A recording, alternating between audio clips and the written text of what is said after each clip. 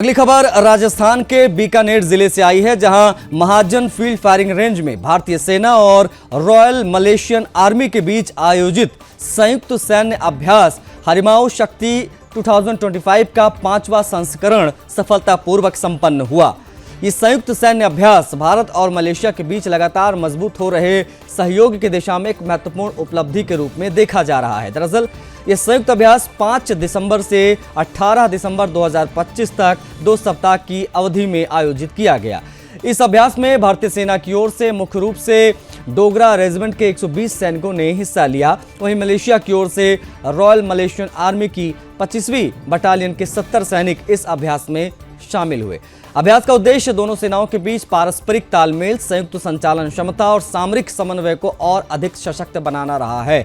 वास्तव में संयुक्त सैन्य अभ्यास हरिमाऊ शक्ति 2025 का मुख्य फोकस संयुक्त राष्ट्र चार्टर के अध्याय 7 के तहत किए जाने वाले उप पारंपरिक अभियानों पर केंद्रित रहा।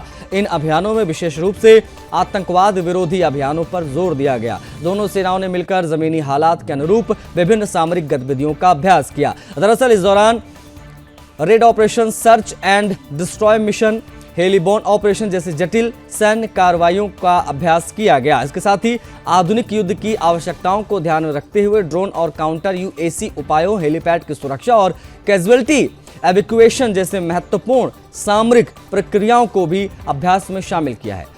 अभ्यास को और प्रभावी बनाने के लिए अमर यानी आर्मी मार्शल आर्ट रूटीन के तहत कॉम्बैट रिफ्लेक्स शूटिंग को भी शामिल किया गया। उसका उद्देश्य क्लोज क्वार्टर बैटल में सैनिकों की प्रतिक्रिया क्षमता और सटीकता को बेहतर बनाना है।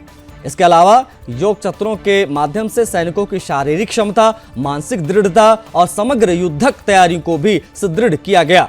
वास्तव में इस संयुक्त अभ्यास में दोनों सेनाओं को एक दूसरे की सर्वोत्तम कार्य प्रणालियों को समझने और साझा करने का अवसर दिया। संयुक्त रणनीतियों के परिष्कार और आपसी समझ को गहराने में यह अभ्यास बेहद उपयोगी साबित हुआ है। कुल मिलाकर संयुक्त सैन्य अभ्यास हरिमाऊ शक्ति 2025 में क्षेत्रीय शांति, सुरक्षा और स्थिरता के प्रति भारत और मलेशिया की साझा प्रतिबद्धता को दोहराया है। साथ ही इस अभ्यास ने दोनों देशों की दीर्घकालिक द्विपक्षीय रक्षा संबंधों को और अधिक मजबूती प्रदान की है।